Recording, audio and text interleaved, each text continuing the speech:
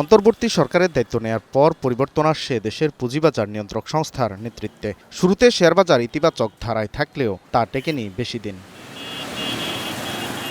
Dhaka stock এক্সচেঞ্জের তথ্য বলছে ৫ আগস্ট পরবর্তী সময়ে এখন পর্যন্ত ডিএসইর বাজার মূলধন কমেছে ৫০,০০০ কোটি টাকারও বেশি, আর ডিএসই এক্স সূচক হারিয়েছে ১,১৩৭ পয়েন্ট।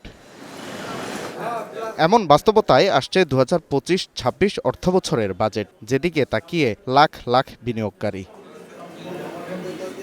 বাজেটকে সামনে রেখে বেশ কিছু সুপারিশ করেছে বাজার অংশীজনরা।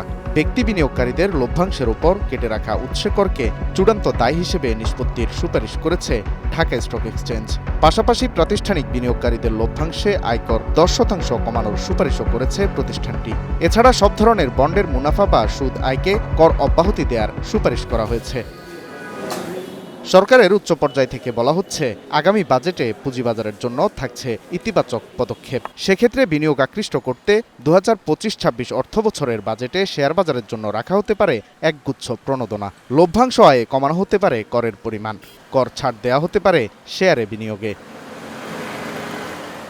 Walid Sakib, Star news.